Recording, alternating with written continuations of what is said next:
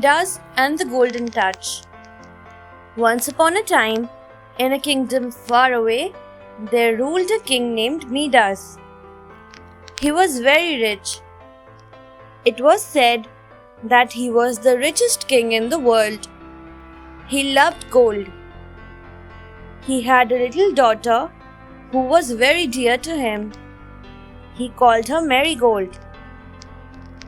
There were rooms in his palace where chests and bags were filled with gold coins and jewels were kept. He enjoyed spending hours in those rooms. As the years passed, he began to love gold more than anything else in the world.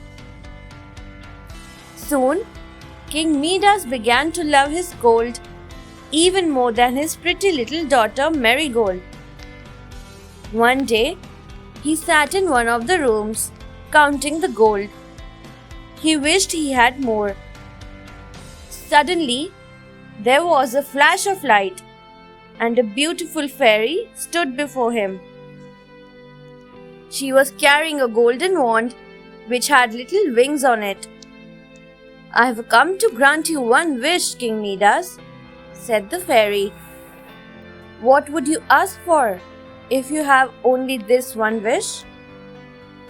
"I would want everything I touch to turn into beautiful yellow gold," said the king. "Your wish is granted, king," said the fairy. King Midas was delighted. That night, he dreamt of the fabulous gift the fairy had given him. In the morning, he woke up and wanted to see if it had all been true and not just a dream. He got up and touched his bed. It turned into gold. He touched everything in his room: the lamps and the flower vases, the curtains and the chairs. Everything turned golden. "I must see if this works in the other parts of my palace," thought the king. He ran out into the garden. He was thrilled when he found that the flowers and the leaves, the trees and the seats and the statues all turned into gold at his touch. The king spent a happy morning, but soon he felt hungry. He went in to eat something. But strange things began to happen. The goblet of wine turned golden. So did the wine. The plates he touched turned into gold. The bread and meat, the fruits and the cream, everything began to turn into gold as soon as he touched it. He was very unhappy because he couldn't eat or drink anything. The hungry and thirsty king wished to see Marigold. Marigold had been playing in the garden and came running to her father. She ran to hold his hand, and in a moment, she too was turned into a little golden statue. The king cried out in horror and sorrow. His beloved Marigold had turned into a golden statue. King Midas called out in great misery to the fairy who had granted him that wish. The fairy appeared, and the king fell on his knees before her.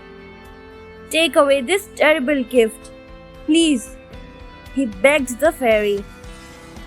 "You must be very sure, king," said the fairy. "I don't want the gold. I don't even want my kingdom. Just give me back my little daughter, my Marigold," he pleaded. The fairy gave a mud pitcher to King Midas. "Take this and fill it with water from the spring in your garden," she said. "Sprinkle the water on your daughter and whatever you have turned into gold."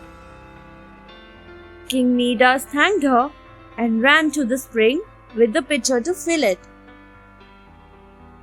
He ran back to where Marigold stood like a statue and sprinkled the water over her. She turned back into his precious daughter. King Midas hugged her with tears in his eyes. He was so happy to have her back. She was his real wealth. Then he went around, touching everything that he had turned to gold earlier. Soon, the garden was fragrant with flowers and trees, and the chairs, beds, and the curtains became soft and beautiful. He took Marigold to the table and sprinkled water on the golden dishes. The food turned once more into delicious things they could eat. King Midas had learned his lesson. He thanked the fairy for making him realize what was really valuable. He didn't want to store all this gold anymore. He became kind and generous to other people in his kingdom.